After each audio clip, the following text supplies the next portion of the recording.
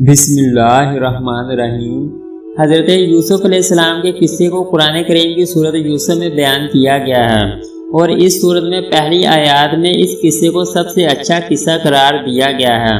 تو جو قصہ سب سے بہترین اور اچھا ہے اس کے بارے میں جاننا ہر مسلمان کے لیے ضروری ہے، اور جو اس قصے کے بارے میں جان چکے ہیں ان کی ذمہ داری بنتی ہے کہ وہ اس قصے کو ان لوگوں تک پہنچائیں جو اسے نہیں جانتے، کیونکہ اس قصے میں زوال سے عروج حاصل کرنے کا فارمولہ بیان کیا گیا ہے۔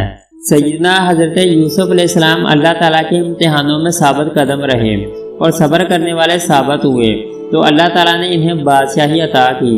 تو ناظرین، جب حضرت یوسف علیہ السلام کے سوتیلے بھائی اپنے والد محترم سیدنا یعقوب علیہ السلام کے حکم پر دوبارہ مصر پہنچے اور اپنے بھائی بنیامین کی رہائی کی درخواست کی، تو اس موقع پر انہوں نے سیدنا یوسف علیہ السلام کو حضرت یعقوب علیہ السلام کا پیغام پہنچایا۔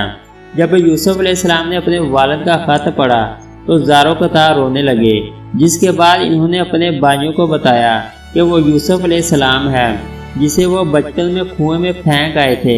یہ سن کر ان کے بھائیوں نے ان سے معافی مانگی تو حضرت یوسف علیہ السلام نے انہیں معاف کر دیا اور اپنے بھائیوں سے کہا، تم لوگ میرا یہ کرتا لے کر گھر جاؤ اور ابا جان کے چہرے پر اس کو ڈال دو تو ان کی بینائی واپس آ جائے گی۔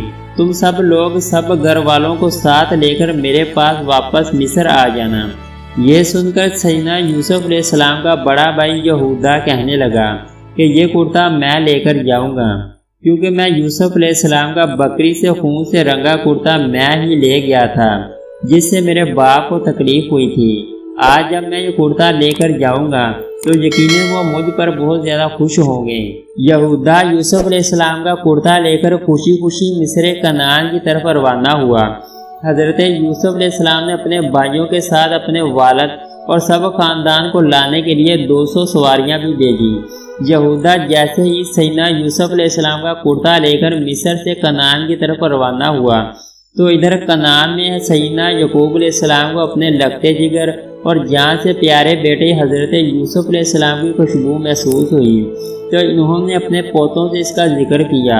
اس بات کو قرآن کریم میں اللہ تعالیٰ نے ان الفاظ میں بیان کیا ہے کہ سیدنا یعقوب علیہ السلام کہنے لگے کہ اگر تم مجھے یہ نہ کہو کہ بوڑھا سٹیا گیا ہے تو مجھے تو یوسف علیہ السلام کی خوشبو آ رہی ہے۔ تو حضرت یعقوب علیہ السلام کے پوتوں نے کہا، تو آپ اب بھی اس پرانی سی بات پر پڑے ہوئے ہیں، بھلا کہاں یوسف علیہ السلام اور کہاں ان کی خوشبو؟ تو جب برادران یوسف ان کا کرتا لے کر گھر پہنچے اور اپنے والد کے چہرے پر ڈالا تو ان کی آنکھیں درست ہو گئیں اور ان کی روشنی واپس آ گئی، جس پر سیدنا یعقوب علیہ السلام نے کہا، کیا میں نے تم سے نہیں کہا تھا کہ اللہ تعالیٰ کے بارے میں جتنا میں جانتا ہوں تم نہیں جانتے؟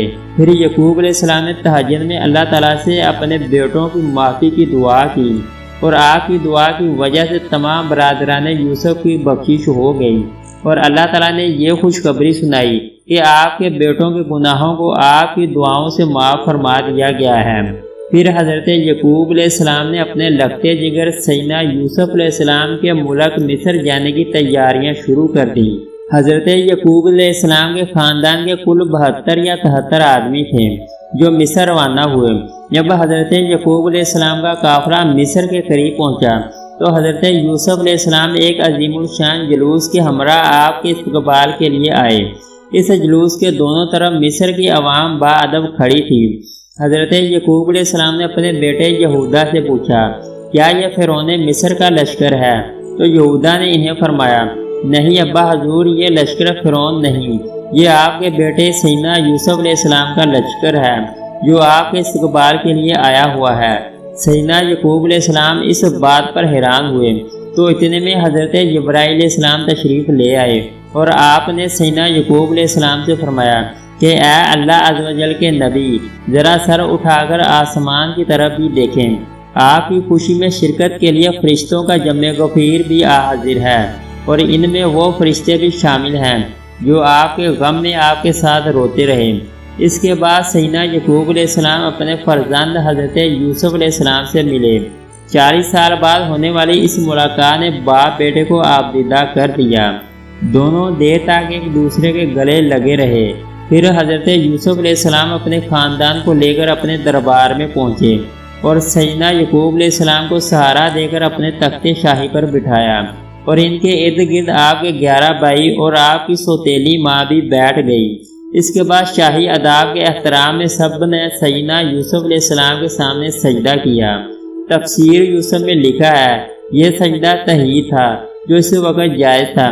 جب سب کے سب حضرت یوسف علیہ السلام کے سامنے سجدے میں گر پڑے تو اس کے بعد انہوں نے اپنے والد سے کہا کہ ابا جان، یہ پہلے خواب کی تعبیر ہے، بے شک اسے میرے رب نے سچا کیا، اور بے شک مجھ پر احسان کیا کہ مجھے قید سے نکالا اور آپ سب کو گاؤں میں سے لے آیا۔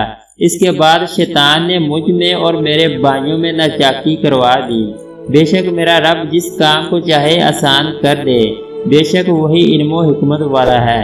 یعنی میرے 11 بھائی ستارے ہیں، اور میرا باپ سورج، اور میری والدہ چاند ہے، اور یہ سب مجھ کو سجدہ کر رہے ہیں۔ اس کے بعد بادشاہ مصر حضرت یوسف علیہ السلام پر ایمان لے آیا اور اس نے ساری بادشاہت آپ کے حوالے کر دی۔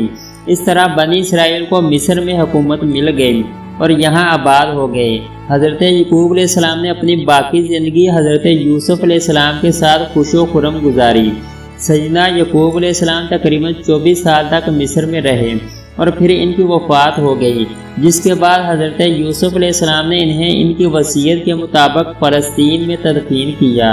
حضرت یعقوب علیہ السلام کی وفات کے بعد حضرت یوسف علیہ السلام نے مزید 23 سال مصر پر حکومت کی۔ آپ علیہ السلام نے 120 سال کی عمر پائی۔ سیدنا یوسف علیہ السلام کے وصال کے بعد ان کی تدفین پر ان کے چاہنے والوں میں اختلاف پیدا ہو گیا۔ مصر کی عوام کا آپ کی محبت میں یہ عالم تھا کہ ہر کوئی چاہتا تھا کہ حضرت یوسف علیہ السلام کو ان کے محلے میں دفن کیا جائے تاکہ ان کے محلے میں خیر و برکت رہے۔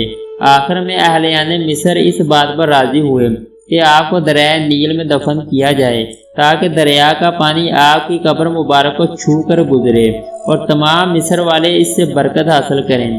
اس لیے آپ کے جسم مبارک کو سنگ مرمر کے صندوق میں بند کر کے دریائے نیل میں دفن کر دیا گیا۔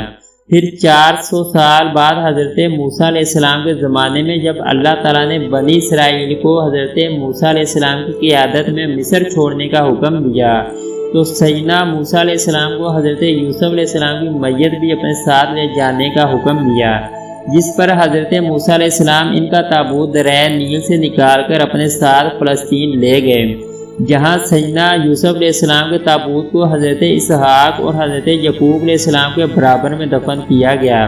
اس وقت آپ کا مزار مبارک فلسطین میں ہے۔ یہ تھا وہ قصہ جس کو اللہ تعالیٰ نے احسن القصص کہا ہے۔ بے شک اس قصے میں تمام انسانوں اور بالخصوص مسلمانوں کے لیے بڑا سبق اور عبرت ہے۔ اللہ عز و جل سے دعا ہے کہ ہم سب کو دین سیکھنے اور سکھانے کی توفیق عطا فرمائے، آمین۔ اگر آپ کو ہماری ویڈیو اچھی لگے تو اس کو لائک اور سبسکرائب کر دیں۔